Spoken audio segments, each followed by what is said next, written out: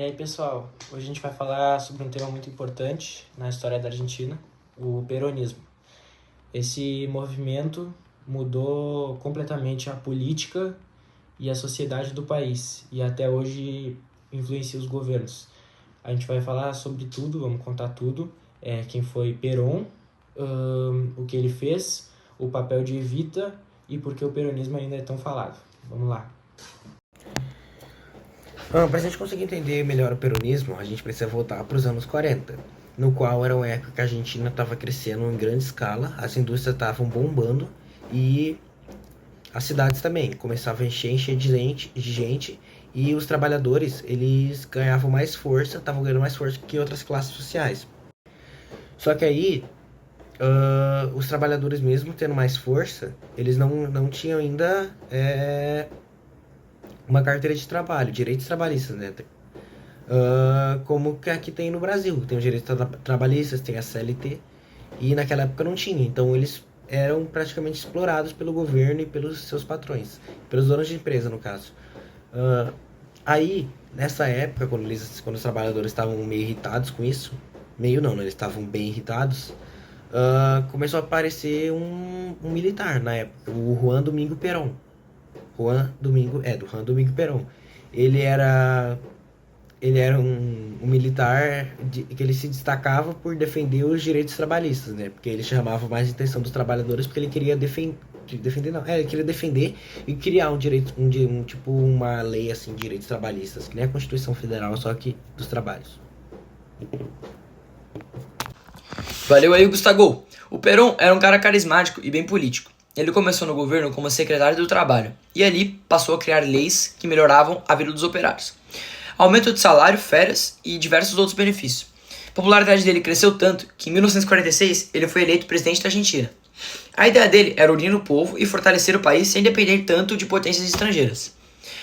Aí entra a Evita, esposa dele, que foi essencial para popularizar o peronismo. Ela se conectava muito com o povo, principalmente com os pobres e as mulheres.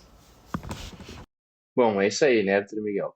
Bom, o peronismo ele não é só um conjunto de políticas, né, mas ele é uma forma de pensar o país como um todo. E por isso que ele acaba se baseando em três princípios principais, que são a justiça social, que serve para diminuir a desigualdade e para melhorar a vida dos trabalhadores, a independência econômica, para a Argentina crescer sem depender dos outros países, que futuramente isso se torna um empecilho muito grande, e também a soberania política, para o governo agir de forma autônoma em nome do povo.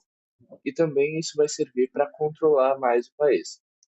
E por isso que ele vai ser um tipo de equilíbrio entre o capitalismo e o socialismo. Por quê? Porque o Estado vai intervir, mas sem aquela coisa característica do socialismo que é o fim da iniciativa privada. E é por isso que o peronismo ele vai ser muito difícil de classificar, né? Será que ele é de esquerda? Será que ele é de direita? Vai depender da época de que a gente estiver no poder. Bom, durante o período que Perón era presidente, ele tinha uma esposa que era a Evita Perón.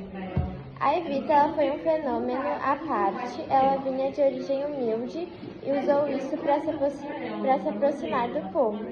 Ela lutou pelo voto feminino, que foi conquistado em 1947, e criou a Fundação Evita, que ajudava famílias carentes com comida, roupas e casas.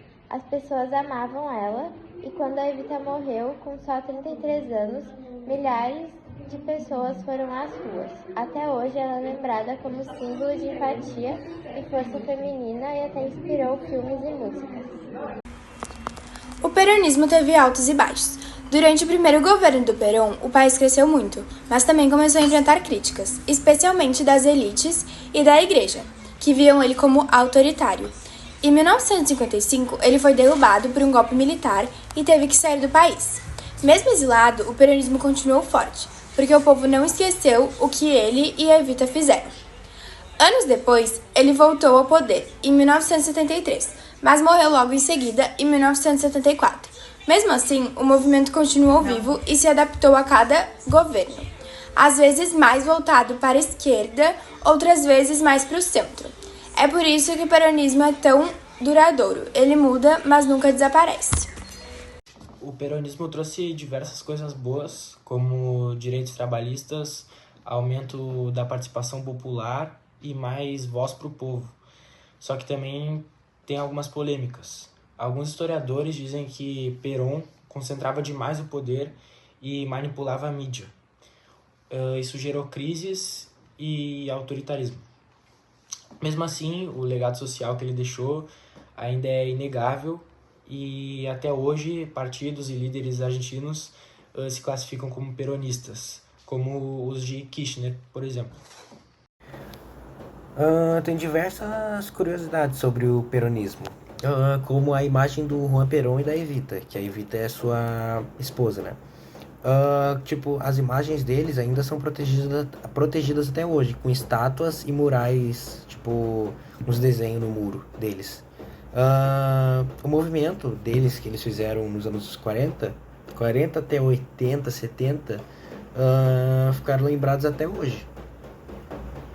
Que viraram até inspiração pro musical Don't Cry For Me Argentina.